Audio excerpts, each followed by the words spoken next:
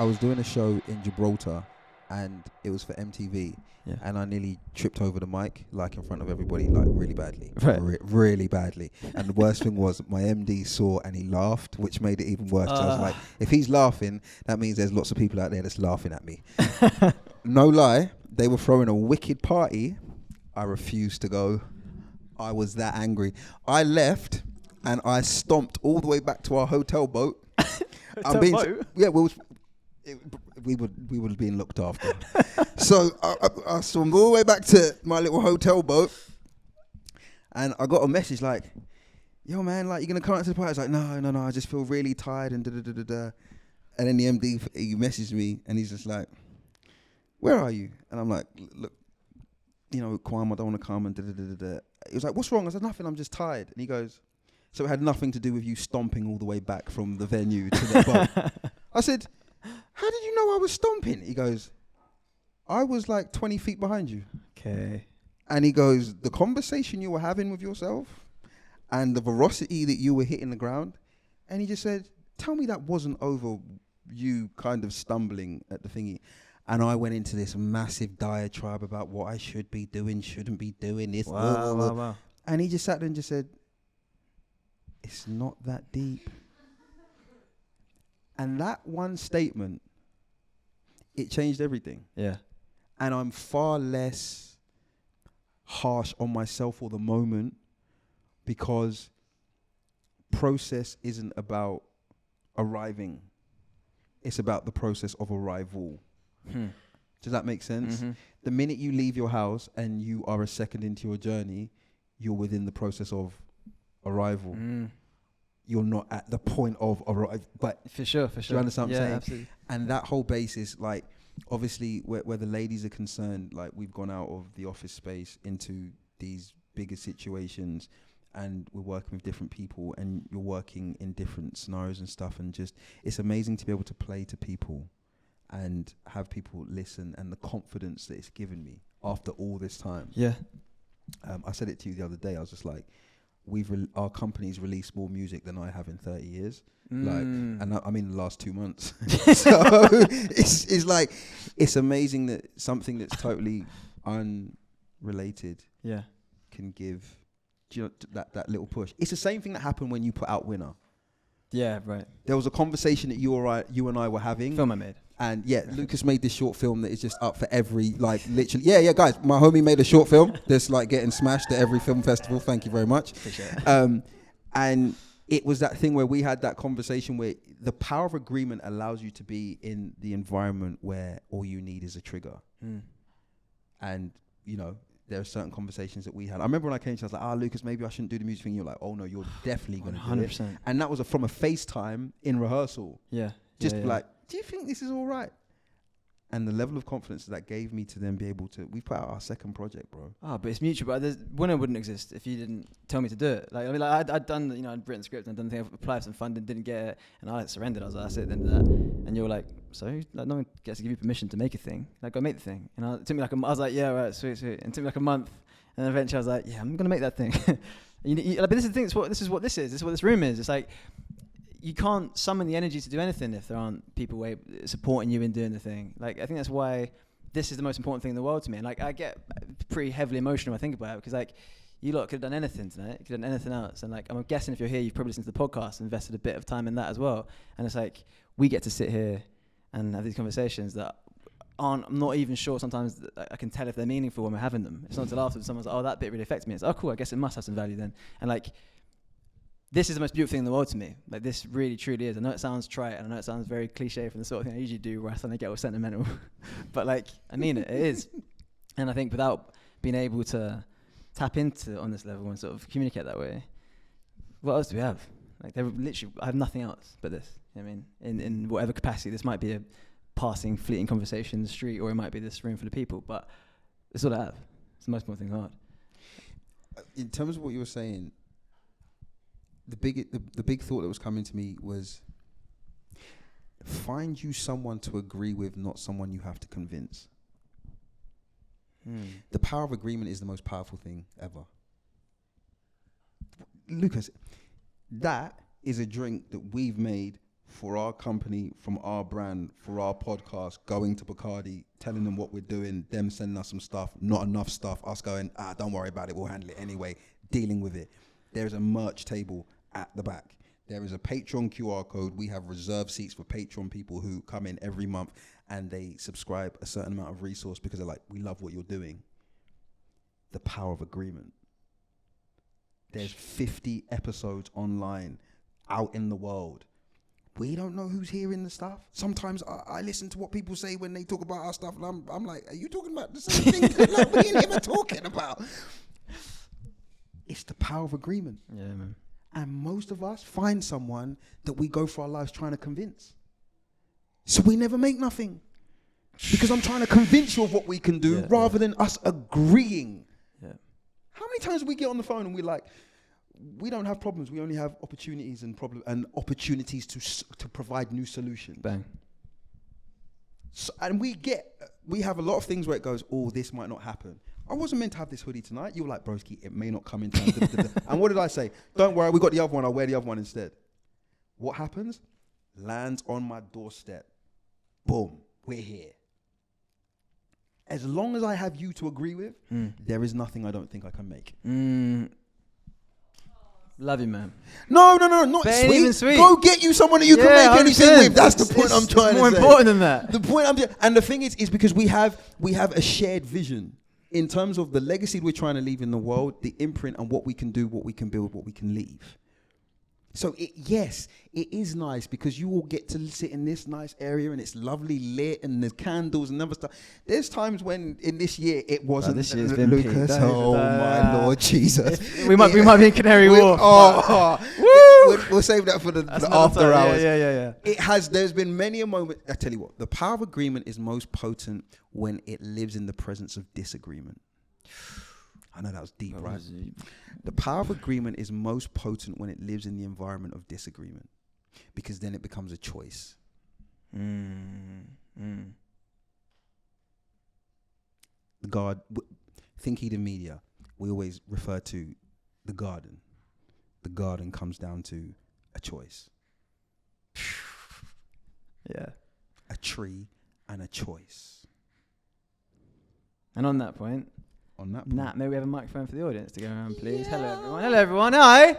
How you doing? Can't wait to have a couple of people to talk to. Here's a question. Who wants to say anything? This is the Q&A bit where we pass it around and say anything you want. It doesn't have to be a question. It could be a thought. It could be an idea.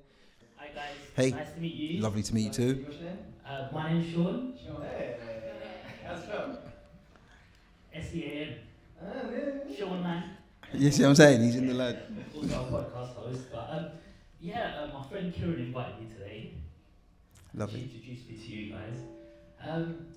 Tonight I've heard you speak a lot about your father. Yes. And it's quite inspiring Oh, because thank you. I'm also really close to my dad. But, like to say, recently my mum's not been too well. And only now I realise like how important she is. Yeah. You know, so like I would like to hear something about your mum today. Ha!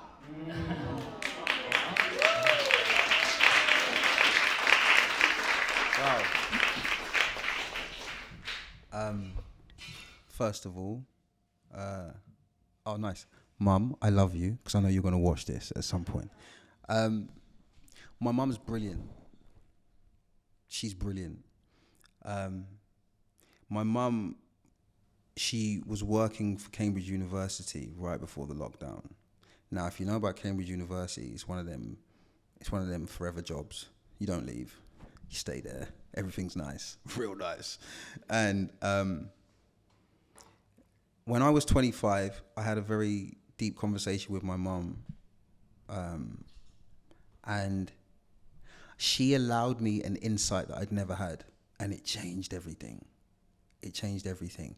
And in that moment, when I was able to understand her journey, I realized how strong she was, how brave she was, and how brilliant she was. And because we were spending more time together, she's got wicked banter. And she knows way more about football than I have. Kimani, Mum's got good banter, right? Sorry, it's my cousin. Wicked banter.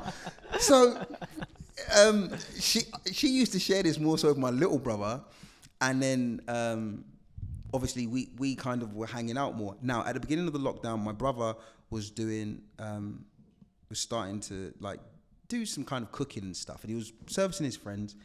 And I remember my mum going, "Use my kitchen. I'm gonna help you." And I watched it start to grow, Sean. And all of a sudden, I saw this businesswoman and an entrepreneur when she only saw like an administrator. Now, one thing my dad is, he's an amazing catalyst. He can just, he's almost like the explosive stuff that blows stuff up. Yeah. I didn't know how explosive my mum was, bruv.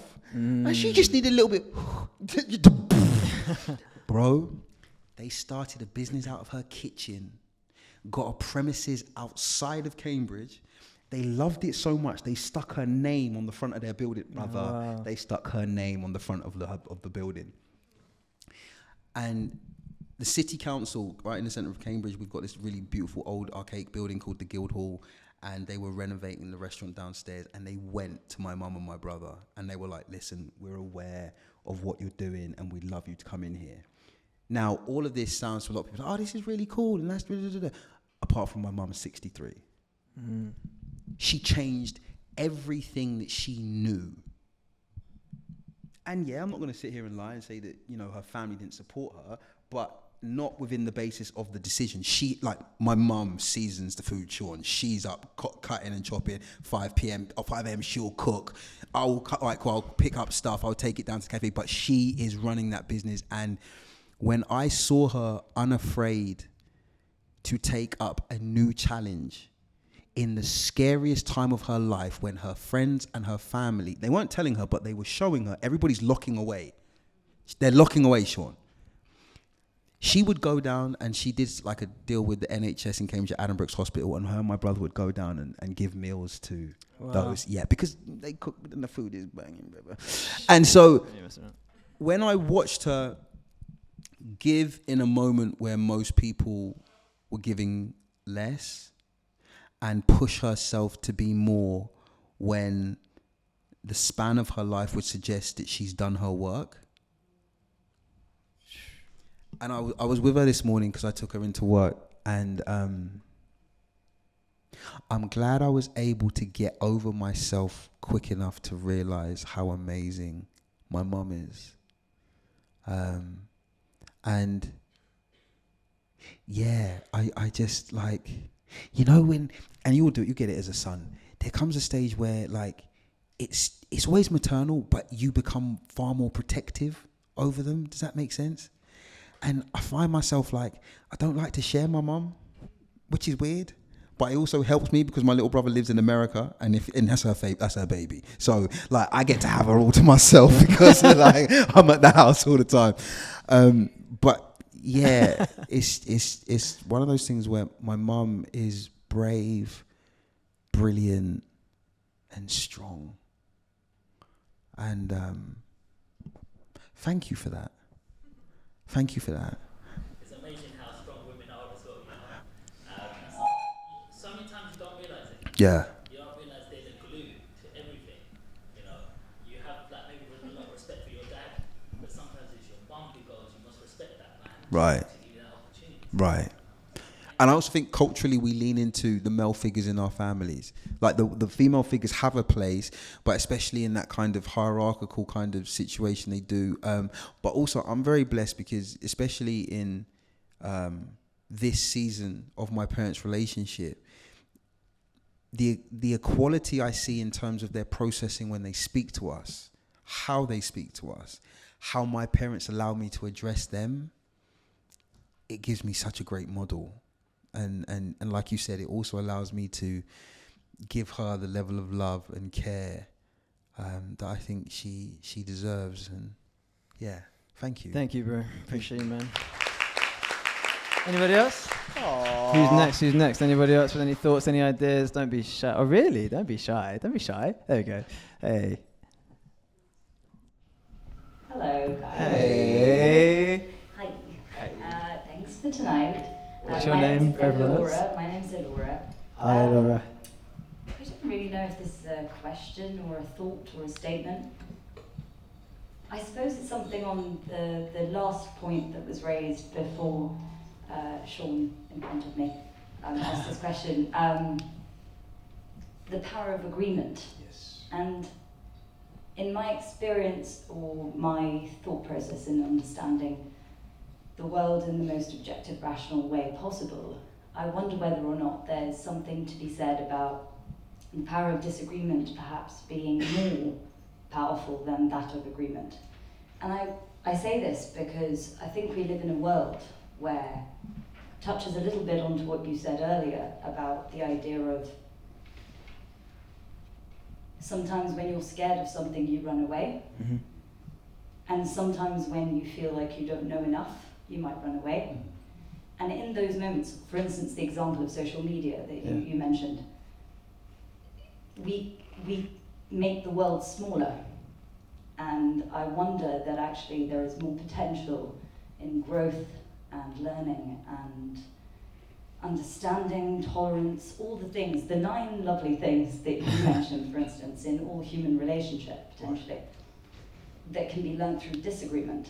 Right. Because I have found that when you disagree with someone, often at the basis of that disagreement is an understanding of something from a different perspective. Mm-hmm. I suppose more of a statement or a thought is that I wouldn't want to live in a world where everybody had the same perspective as I did. Completely I want agree. to live in a world where lots of perspectives are equal and shared, but that discussion allows us to understand the other perspective, not necessarily agree, but to understand, because I think that that's where growth and progress lies. I suppose it's not a question, but just bringing that up as a No. not even a counter. I feel like you guys are saying the same thing, but perhaps Completely. in a different angle. It's a Wait. wider point. I love it. I think I'm really glad you brought that up actually, because I've been thinking about this a lot lately, especially in these sort of very hot political conversations that have been going on, and especially online.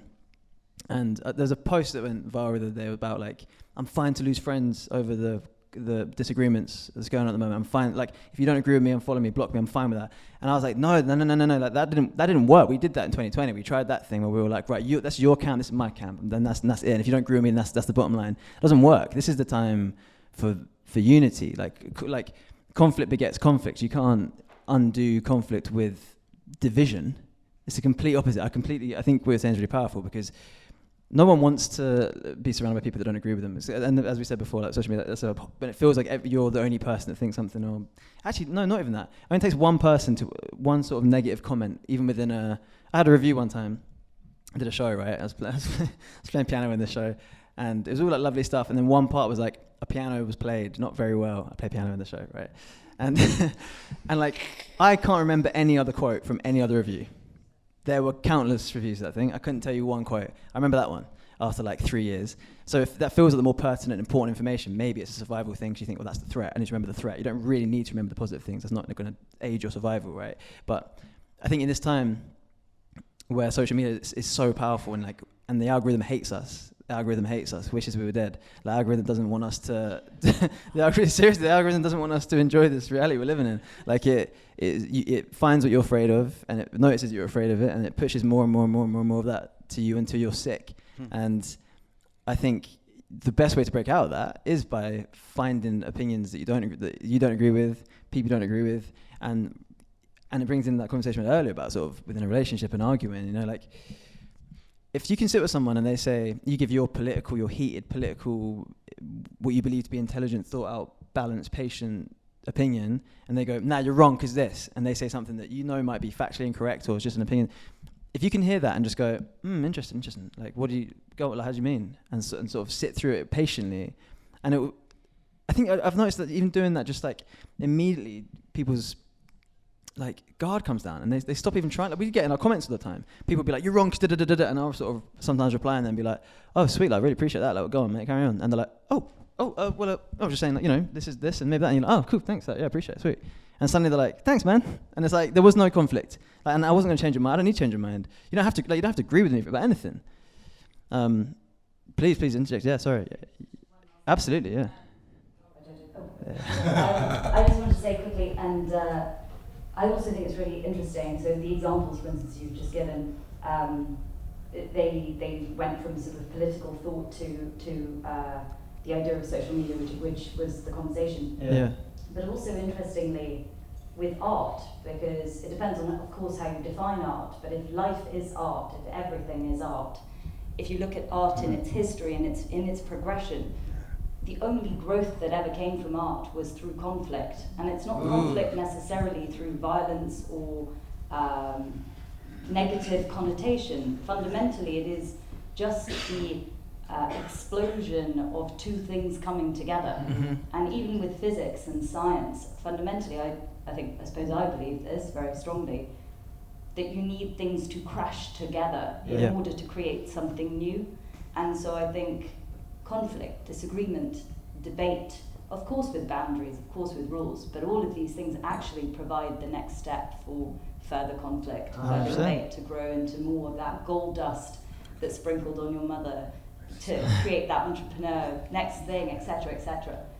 And I sometimes worry, I suppose, that the more we try to make it safe, the more we try to put on the boundaries, we close ourselves off. As much as it is painful to have conflict, as much in yourself, in politics, in art, we close ourselves off further to the creation of very, very beautiful things. I mean, just a minute ago, after that last part of the show, Sean came up to me and was like, "You didn't think I was sticking on you when I said the whole thing about the ex-partner thing, did you?" Right? And I was like, "Bro, it's my favorite bit of the last conversation. Like when you find those moments of like, not even conflict or disagreement, but moments of friction, and also, I don't think you can be honest unless you're being confronted with something that you don't agree with. And it's like, oh, that's what I mean. I mean, I don't think you can know exactly what you mean or how you feel until you're confronted with perhaps the opposite.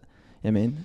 Can I respond to some of what Elora said quickly? I agree with you fundamentally. The reason I agree with you is because one thing that I said before when I was talking about the power of agreement is that agreement is most potent within the environment of disagreement, because disagreement means that if I don't agree with you, then something that I want has to die in for order for us to create it.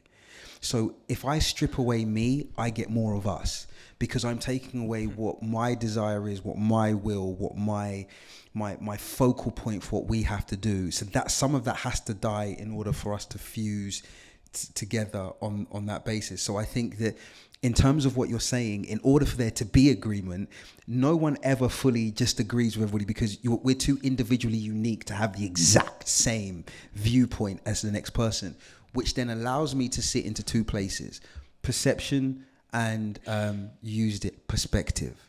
Perception tells you how I see it. Perspective tells me how you saw it.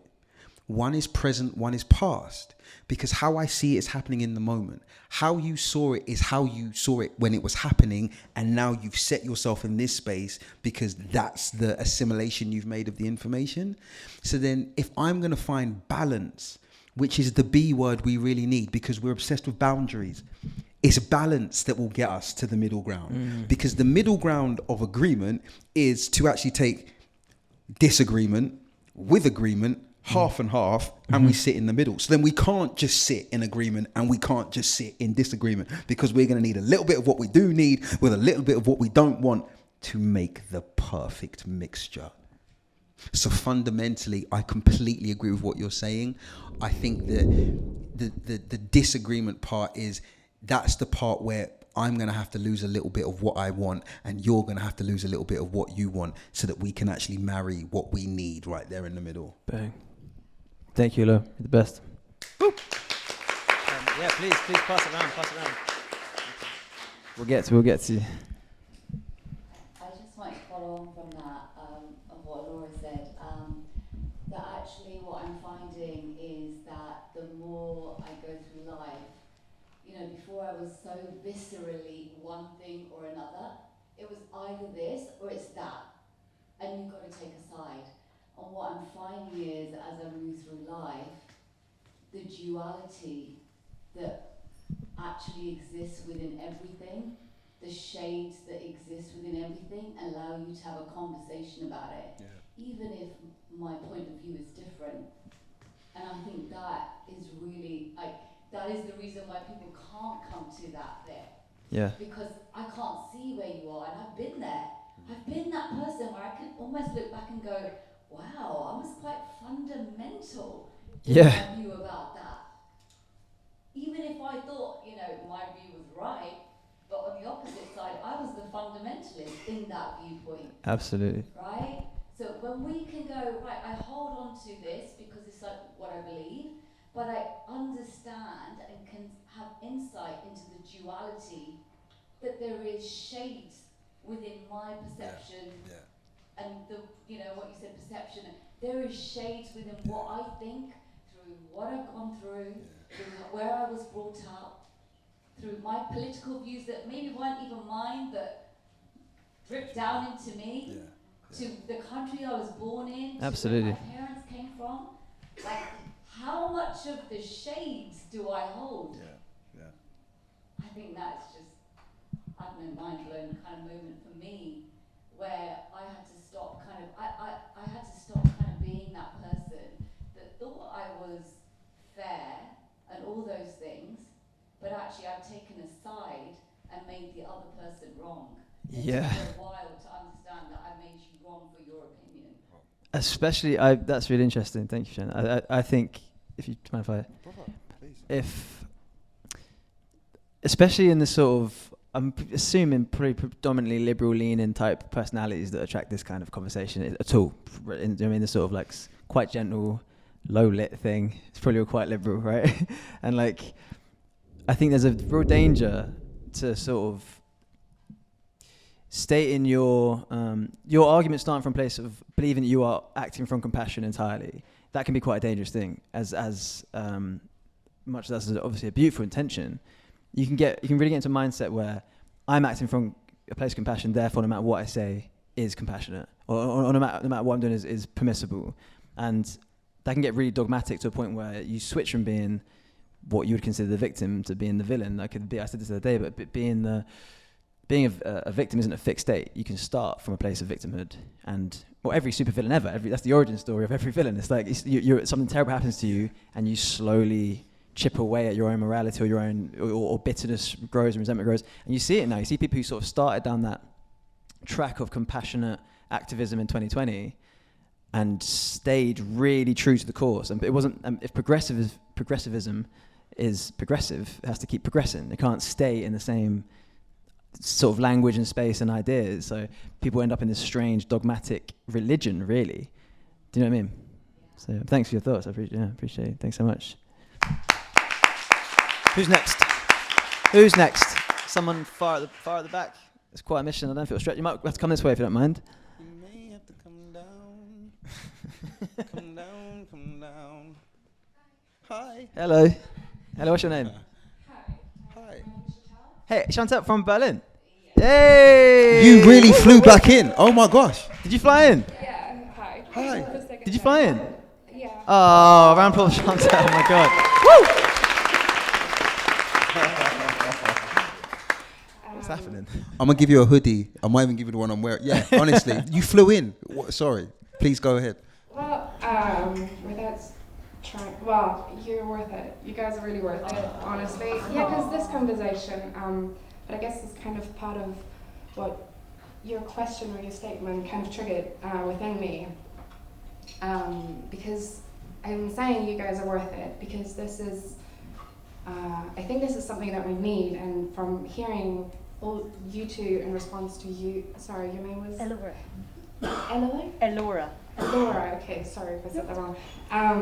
It just, all I'm hearing is, we need this, and in the statements and the questions, I'm hearing, whether disagree or agree, how much we want to be heard, and unity comes from letting people speak and hearing their stories. And this is why I said you guys are worth it, because this room is exactly that. We're hearing you, but also like in reverse. And we all want to be heard, and agree or disagree, it comes from hearing other people's perspectives. Yeah.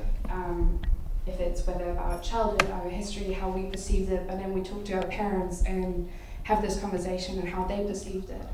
And I think I've recently felt that growth in art and everything, right? It comes from the friction I totally agree. But also it comes from widening your horizon, and you do that by hearing other stories, hearing maybe the same situation but different perspective.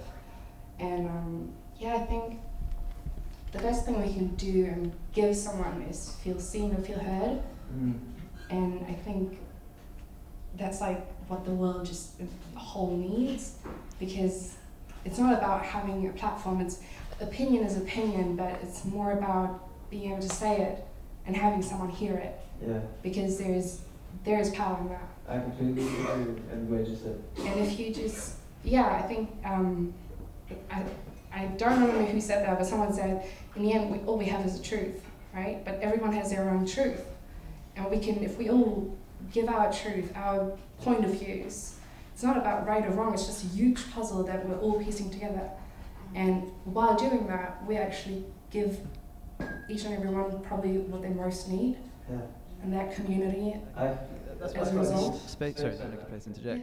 Yeah. That's what I think this room is. It's everyone sort of being like, what is it? Like, what is it? Do you know what I mean? Like, what is whatever that is? Like, I think that's why people come.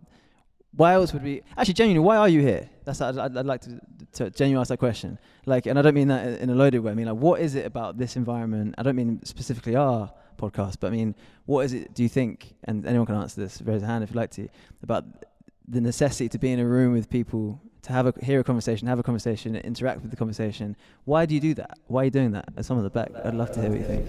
It's a gentle space where you can discuss openly about how you feel without the judgment of the outside world. It feels like a nice, safe bubble that you can just have a calm, gentle conversation in, and it feels nice.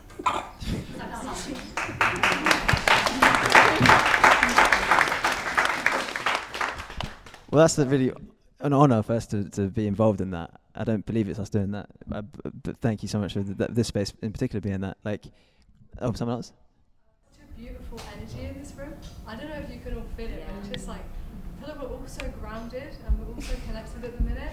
And it's like, I feel like this is why it's so important to be at things like this and have conversations like this, is because like we are all alive, and I feel like this is one of the most important parts of being alive, is connecting with people, even unspoken. Like, I've not spoken to anyone who's sat here right now in these seats apart from these two people, but there's an unspoken thing. Yeah. Do you know what I mean? It's when you go to your favourite artist, to like a gig, and you're like, you already know when you're walking, you're like, oh, I'm with my people. Like, it's an unspoken thing. I think I can, from my perspective, and I don't know you for this, but like, okay. From my perspective, it's like this is. It's impossible to say this without sounding so trite that it almost sounds like I'm lying. But I promise you, I'm telling the truth.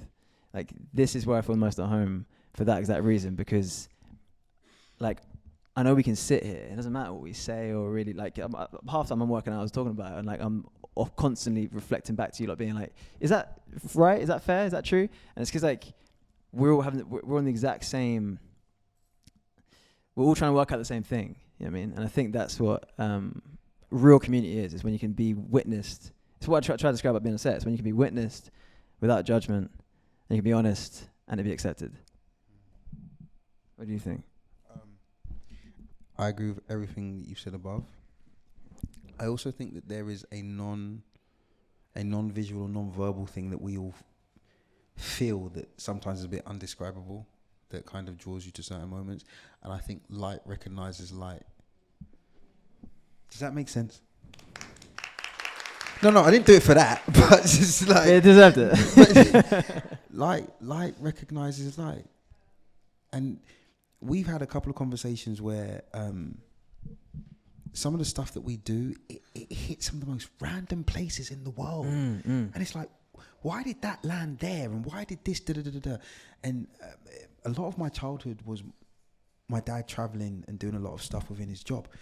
And none of the places ever seemed to make sense. Does that make sense? Mm-hmm. And it kind of feels a bit like this room. Like, it just feels like we've all gone, you just like trawfished a bag of people and then just dumped them on the thing. Right, look, let's figure this out. Because it's lights that are in different spaces coming into contact with each other. I don't know how we're doing it, but before the end of next year, we have to get to Berlin. Like, we have to get to 100%, Berlin. 100%. We have to get to New York. There's Australia, and there's some of them, like South Africa and a couple of other places. That's just like, because there are these light beams, and for whatever reason, there's something we need to do to cultivate more light beams. Like, I just see light beams. Do you understand? Like, we're harvesters of light. And so what we have to do is keep repatriating. And I think that's how you get someone that flies in from a different country, a different time zone, and can speak as though she's been in our last 4 poddies. Yeah. Yeah. An image to that, what you just said. Yeah, for sure. I think we might have all seen that image of like in a movie or something when you see like lights all over the world, just like single lights turning on. Yeah. It's like that. Yeah. It's exactly that. I was going to use the ITV News at 10 thing because they do the map thing. But I was just like, if I do that, there's going to be one people I don't watch the ITV News at 10. Like, I don't know what you're talking about. Yes. Thank you, Chantal. I really want not to be too like, thank you, Chantal. My gosh. Not to be too like, you know, bloody after school club about it, but I'd really personally appreciate if we could all take a second to like look around the room at the people who are also sharing the space and like sort of remove that barrier, that illusion of that we do in London where you act like there's no one there all the time. You know, I mean, you get on the train. I live in Cambridge. Just saying. You don't get that in Cambridge, but you know, in London you get on the train, you act like there's no one there, like, because I think that's the beautiful thing. Like, this is a truly safe space, and I know it's such an overused phrase, and it's almost to the point where it's like, all right, everywhere has a safe space now, is it? But like, it really does feel that way, and it'd be cool if people connected for real in these rooms and like became friends and had created stories together. I think that'd be beautiful. So do stick around afterwards, actually, as well, because there's loads of opportunity for that. Anyone else got any other thoughts? I feel like a lot of what everyone has spoken about centres around community, be that being in a community where you are like given a thought and everyone believes it, or maybe you are in a community and then you question their beliefs, whatever. I guess my question is, what do you seek in a community, and what do you feel like perhaps you've been absorbing in your community that then you've had to question and be like, oh no, that's not right? That's a juicy question. You found that one? I kind of feel like I'm maybe not qualified because I'm quite insular. Yeah, So fair. Okay. Communitarize myself as much as I That's feel a like very do fair this. point. Okay. So I thought you might want to. Okay, But yeah, I can talk about I'll it take because I've observed community enough to understand. Like, I got some thoughts. Take it. I know. Okay. Well, so I think partly what I said, like my community, I suppose, is like this sort of liberal arts. How would I describe it? Yeah, sort of artistic, youth-led, kind of compassion-based, in theory, artist type community. And a lot of my friends are actors and musicians and so on and so forth, live in creative spaces. And I think something that I've absorbed within that I question is kind of what I spoke about before, is that sort of just like, there's how do I want to word this? Believing that side of the political spectrum, or the sort of compassion-based way of being, is innately compassionate because it's saying it is. You know what I mean? And I think actually it can result in this sort of elitist, sort of middle-class idea of we're for the people and I've been at, if I just say it as it is, I've been at like, you know, these like sort of dinner parties where people are like talking about socialism and saying like, yeah, like, you know, like cussing out capitalism, and I'm not an anti-capitalist, I'm not a super loving capitalist, but like, you know, so on and so forth. And these sort of types of conversations whilst doing coke that's like 100% a result of slave labour. You know what I mean? And you're sort of like, I don't know if we're actually doing anything in this conversation. I don't think we're helping anything. I think we're sort of patting ourselves on the back and having this conversation like, aren't we just so lovely and artistic and creative and we're so kind to everyone? You know what I mean? Like, and it's like, I don't know if we are. Like, and so I think that's something that I've absorbed from the community in a sense of like, what I've noticed in our community sometimes can be an issue, because I think artists are supposed to be the driving force of culture and of community. Art isn't pretty picture on a wall. Art is how you understand the world. artists what this is. Artists are the people that say, this is what this is, by the way. And you go, fuck, you're right, that is what this is. That song is how it feels to be in love. That film is what that emotional experience was. Like, this painting was my childhood for reasons I can't explain. And I think if artists aren't at the forefront of truly being honest about that and being compassionate and seek and calling themselves out in the spaces there, not actually making any change when they think they are, that's a problem. That's an amazing answer, by the way. Thanks, man. Appreciate it. I think for myself, and as I was saying to you before, like, I'm not a person that will ingratiate themselves massively in like massive different social circles. I've kept like the same 4 friends from secondary school, real talk. However, obviously, we all need community because none of us are built to be an island or to live on our own. However, because I don't find myself in massive groups of people, then I am very particular about the qualities of the few people I do surround myself with. So the 3 fundamentals by which I either allow freedom of movement or I have very strict, immigration laws within my community boundaries are these 3 things. Intention tells me who you are. Conviction tells me why you are. Execution tells me what you are.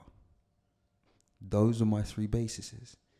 Because on the basis of your who, your why, and your what, I can put you together and take you apart. And when I say take you apart in terms of to understand, not to be like, I'm going to take that person apart, but just to be, you know what I mean? No, because you got them kind of crazy people about. 100%. But it allows me then to make a conscious decision that doesn't mean that I have to then have a negative discourse with you based on, okay, a lot of the things that create breakages within relationships, we've seen very early on. I had this very conversation with you the other day. Yeah. We choose not to read the small print first. So then we read the big print and then we go, oh, I didn't read the small print. Yeah, because you chose not to. We see it. Oh my gosh, we see it. But we choose to ignore it because a lot of the time we're so overcome by the feeling that is being created that sometimes we release what we know to hold on what we think, knowing that feelings come to pass. So then what's going to be left after this feeling goes? The reality of your who. But we don't stick around long enough to do our due diligence where that version of our investment is taking place. So for me, that probably also gives you a little reason as to why maybe my community is not as big as it is as well. But in terms of where I am, and there are certain things I understand about myself that makes my decision making a lot easier, if that makes sense. And I feel okay with my decisions and how I see it, because I can't pretend to not see what I see. Yeah. And I can't see less, because that's what I'm meant to see at this stage of my life, because I've been exposed to things that allows me to see maybe down the road, round the corner and up the hill a little bit. And I blame my dad for that. So, but yeah, that's my Thank you for your question. Thanks, Imogen. That means much. We've got like... That was deep. I really enjoyed that question. We've got like maybe 7 minutes left of this section. We've kind of gone over, but I'd love to just speed ramp through this a little bit. So there was a hand in the middle there. You had your hand thinking. I'd love to hear what you were thinking. And then at the back, just before you, we'll work all the way back to end on you, if that's okay. But anyone in the middle there, if we can rattle through these real quick. Hello. Hi. What's your name? My name's Amari. Hey, Amari. Nice to meet you. Nice to meet you. My question's pretty simple. It's kind of more of a if you can relate type of thing. I'm in my early 20s and I've kind of been thinking about what my biggest asset is, but what is also my biggest Achilles heel at the same time. And I think that's that I feel too deeply and I feel nostalgia far too quickly. Hey. But that's also my biggest asset. But then in moments it's all nice having this big warm bubble in here, but then we all do need to go back into the real world and get along with that. So feeling so deeply in the real world is kind of how do you navigate that? And trying to think about an example. Like last year I was in my uni house, we had a potential gas leak. 2 people had, let's say they were under the influence, they just had 2 brownies. One person's pacing the corridor freaking out and 2 of us have got exams the next day. everyone's laughing their heads off, but I'm sat there thinking, this is a core memory, remember this. Like, I was laughing my head off too, but my nostalgia's almost already kicking in. Right. And it's like, I want to remember everything so much, and like, I think even for like the feeling too much for other people, like, if, someone's boyfriend missed their train, and like they got stuck in the rain, I'm like, oh, how he must feel, not like how my friend must feel. Like, I put myself in someone else's position, and like, I guess it's empathy and sympathy and all of that. But yeah, how you find, how lucky I am to feel these all these emotions, and like, the Karen next to me can't even figure out that she's feeling jealousy. Like, at least I can feel what I'm feeling. But then, how you navigate that in like I'm growing up, these are my important years, blah, blah, blah, blah, but like, come on, let's actually get on with it as well. I'd completely relate to that experience. A bit like, I remember one time, it's like, man, I don't even think he was that old, but in my head, now he's like 90. I mean, he's probably like 40, but in my head, I've like made it way sadder. It's like romanticized it, like missed his train. And I'm being like, oh God, how will his children know he loves them when he, do you know what I mean? Like creating this whole narrative around that on this like hypersensitive thing. It's difficult being a very highly sensitive person, and I don't mean that necessarily in that HSP way of like, that everyone's sort of like, I'm such an empath these days, you know what I mean? But like, it kind of is that a bit then. It's like kind of unbearable it's at times to feel so much of people, and especially when it comes to setting boundaries, because you understand why they did the thing a little bit, or if you find sympathy for them, empathy for them before you've even like, given yourself time to sort of acknowledge that they actually kind of fucked up. You're sort of like, oh, I get you did that though, because your dad did say that to you when you were 7, and before they've even like, apologized. But what I found, and I think I've gotten a little better at this, is like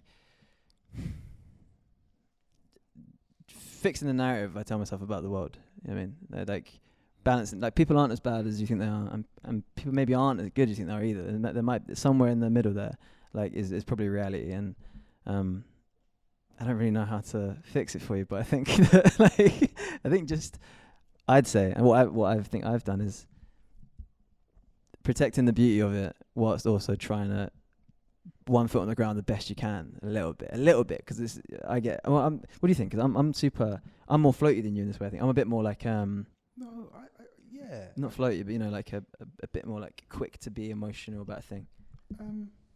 But I think that's because, hey Amari, I can kind of see you, but hey. There's a couple of things I'm going to throw at you. Are you writing notes or taking a recording or any of this? Because I want to say, but actually I'll get it to you, don't worry about it. Okay, quickly. What I believe the answer to your question is this: balance. How old do you say you are? 22, like early 20s, right? Just turned 21. For every year that you've lived, how many seasons have you lived in? How many seasons are there per year? Perfect. Have you ever tried to spend the whole of winter in a bikini? Why? So it doesn't make sense, right? So we do that when? In what season would you try to do that? So then sometimes what we're doing in some of the practices and the repetitions and the habits we create is we're trying to wear a bikini through winter and an Eskimo suit through summer. There are certain things you're going to have to physically interact with yourself and break down. So repetition creates habit. Habit shapes mentality. Mentality determines protocols. That's a lie. Repetition creates habit. Habit shapes mentality. Mentality determines character. Okay? So there's nothing wrong with you feeling, because it's a beautiful thing. We need people that feel. But we can't have you feeling to the point that you can't do anything else other than feeling. Otherwise, then you're stopping the other parts of your creative being put out into the world the way you were supposed to. Does that make sense? So then if we then apply balance, we can then find the medium mean. Does that make sense? Like, I love my mum's, she makes like curry goat and rice and peas on a Sunday. Now, Mari, we could eat that thing every day of the week, right? Morning, noon, and night. Don't do that. It will be very bad for our health. We will be in a hospital bed together going, but the curry goat was good, right, Amari? Yeah, I know. I hope there's curry goat in heaven. That's not the conversation we're meant to be having. Because we understand that there's enough in our dietary balance where we're meant to have fruit at this point, veg at that point, other bits and pieces. Does that make sense? So there are things that in the basis of how your nature is, that's not a bad thing.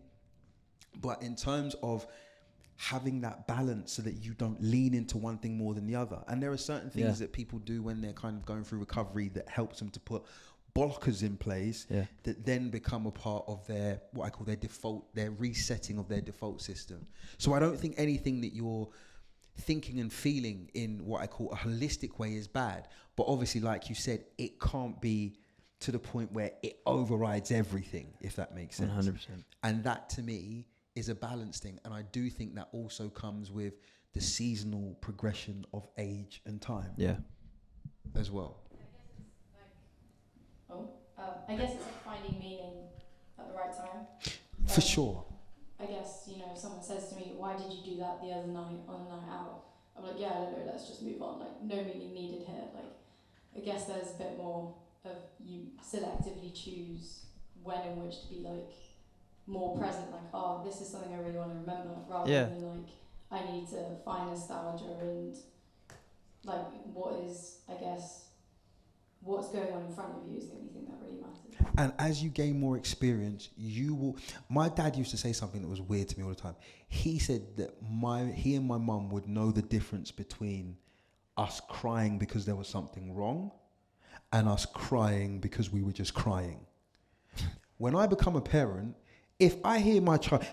I'm running up the stairs. I don't even need to hear the tears because I'm going to be in the first inversion of understanding what that is. They reached a level of experience where somewhere within their intrinsic system, they could detect the difference between real despair and attention seeking. As you I'm not saying what you feel is attention seeking at all. I'm saying that as you grow, because I can see you being here. I wouldn't have been here in my early 20s. I mean, I might have maybe popped into something maybe for a couple of minutes, but not as present as she is. Yeah. Then the more as you're growing and you're learning and you're evolving, you will become more aware of what is a passing feeling and when something is an impression that you're meant to do something about. And I'm going to be here, but like, we don't plan to stop a poddy. So if you ever need like, yo, Sean, I'm having this. Yeah, hit me up. We'll talk. And also, like, it's okay. Like life's all right. It's all right. Like I think we often all feel that we're sort of holding the ceiling up and keeping everything together. It's all right. We can, like, I think we can be a bit more, like, you are part of this reality as much as you are in control of it, and like, let yourself be part of it. I mean, like, don't think you have to be so harsh on yourself about. And we've desensitized ourselves to ourselves. Yeah. I do massively believe that we've desensitized ourselves to ourselves. And we are suspicious of certain intrinsic gifts that we have that come to the fore because we can't visually recognize it, so it can't be real. If you can't see it, then it can't be real. Come on, what kind of foolishness is that? Yeah. We appreciate you massively. Last question. Thank you so much, Christian. Very last question. Sorry, we've gone over time, but this is good. This is the good stuff. You'd rather do this in like 5 minutes. Yeah, you go. Hello, what's your name? Sorsha. Oh, hey, Sorsha. Before you start, can I say something very quickly? Please. If I didn't sit in Costa Coffee with you and Lucas almost 10 years ago, we don't get to enjoy any of this. There's been a couple of situations where Lucas has said things to me and I'm like, but until we... Sorsh, there are things that I want to be able to do just to say thank you. Because if I'd never read that script that you and Lucas had made, and I always envisioned making goals with you two, and all I wanted to do was just be a fixer. I loved Ari Gold and wanted to go and jump into meetings and tell people that I've got the 2 best actors ever and you're going to give me the money I need so they can make their show. And I never knew that all of this was about to happen. And so I just want to say thank you. And I know you've come down from Nottingham, and that's why we dedicated the book to you, because so many people they have a little lamplight and you provided the electricity, and I'll never be able to say thank you enough. So you can ask a question. Thank you, everyone. It's not really a question, it's more of a thing I wrote down the other day, and it's a thought that makes sense to me, and I hope that it may make sense to other people, and it kind of leads on quite nicely from what we were just talking about. It's the 12th of September 2023. Here is my concept. This is the first time you are this age. This is the first time you are experiencing this age in this life, in this scenario, in this world, in this universe. whatever troubles or amazing things or bad things, whatever things you're feeling and experiencing, they're major. Maybe this is the first time you've ever felt this, or maybe you've felt it before, but these experiences, this is the first time of existing in this period of your life, and you've never existed in this period of your life before. I've never existed in my, I put mid to mid 20s. I don't know what age gap that is. I'm here now, and I'm existing for the first time in my now mid 20s. At the first time, I'm 27 and 6 months and whatever days, I can't drill down. That this is the first time that I'm experiencing this, and it comes to bigger experiences and the end of harder times and the start of better times. You tend to self-criticise and beat yourself up for things, but just know that this is the first time you're experiencing things.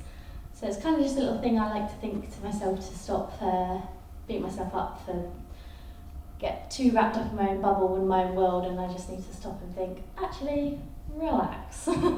This is the first time you're experiencing it, so cheers.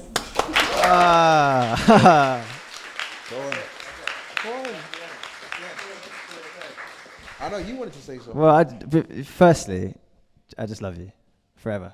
Just one of my sort of went to college together, my closest friends ever, and we were sitting in Weatherspoons when we think world media, think Eden Media. That's what happened. And then Sorsh and I were in a booth when that conversation happened. The text was, what do you think Eden Media is the name? That's how integral Sorsh is to this entire thing. I don't have anything to add to what you said. I just love you and you're amazing. And there's not quite, it's the perfect full stop, I think, to this everything we said tonight. It's we'll never be in this room. This configuration of people in this room right now will never be in the same room again together. Very unlikely. Definitely not every single one of them. I've been amazed every single one of us is. And my personal gratitude and fulfillment at the fact that this is happening is immeasurable and lasts forever. So thank you all forever for being here. Love you all very much. Love you, bro.